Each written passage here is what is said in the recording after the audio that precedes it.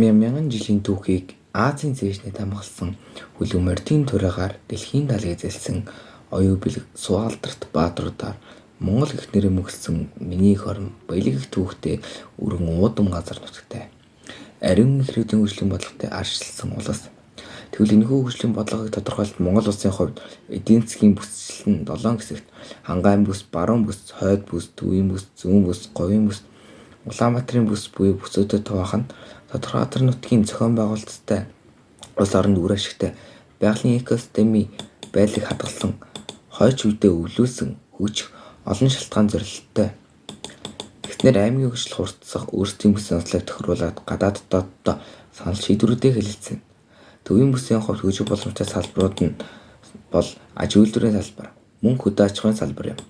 Тэр дундаас Сэлэн аймгийн нөхцөл тулгуурлаж, махны чанар үйлдвэрийг сайжруулах, сүүний гарцыг ихсгэх зорилгоор төрөлдсөн фермер үхэр гахаа дахианы чиглэлээр нутагта шин дэвшилтэт технологид тулгуурласан. Монголын мал аж ахуйг дараагийн түвшинд гаргах зорилготой инновацийн дэвшилтэт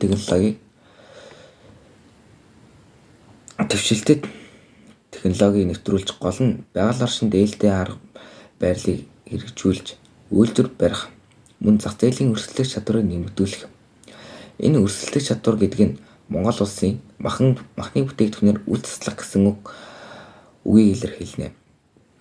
Тэгвэл энэ үйлдвэрийн салбар эдийн засгийн хөгжилд нийгмийн дэвшлийн үдэл суурь болох чухал салбар болно. Үйлдвэрлэл дэд бүтцийн төвийн бүсийн хамгийн том давуу тал энэ мөн болно. Үйлдвэр гэдэг бол олон талд ашигтай эдийн засгийн томоохон үүсвэр юм. Тэгвэл Сэлэн аймагт тохирсон ямар үйлдвэр байна түүнийг газар зүйн онцлог нийгмийн талаас шийдвэрлэн хэлэлцэж бидэнд ямар боломж байна?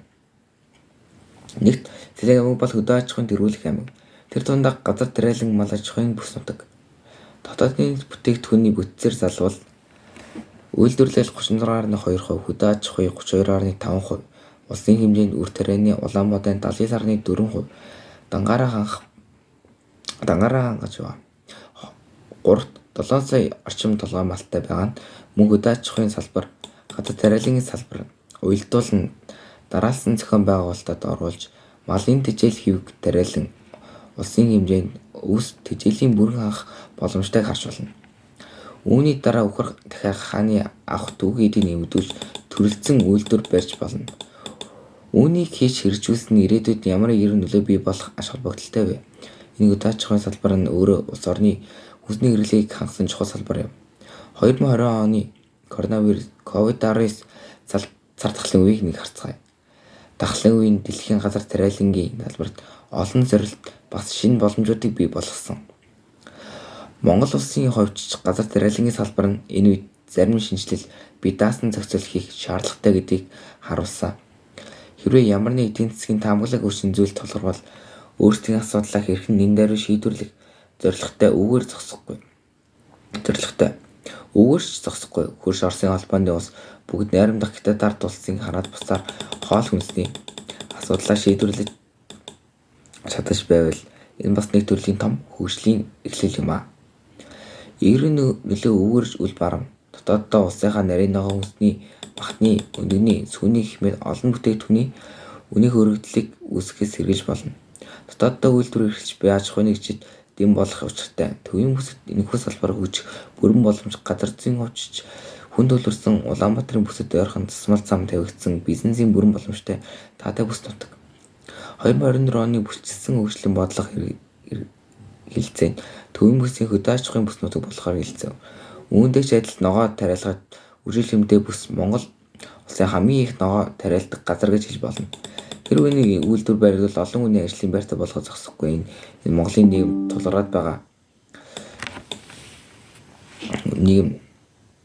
тулгараад байгаа. Үүний хөрөглөлийг багасгахад гол хүчин зүйлүүдийн нэг болж эхэлнэ. Үүнээс харуул ариун хөгжлийн бодлоготой харьцсан Монгол улс маань үйлдвэрийн салбарыг мал аж ахуйн салбартай хослуулсан төвийн бүсэд бий болгох хамгийн тохиромжтой. Эдийн засаг улс төрийн таатай нөхцөлийг хангуул COVID-19 гэх мэт таамагч хүснэлийг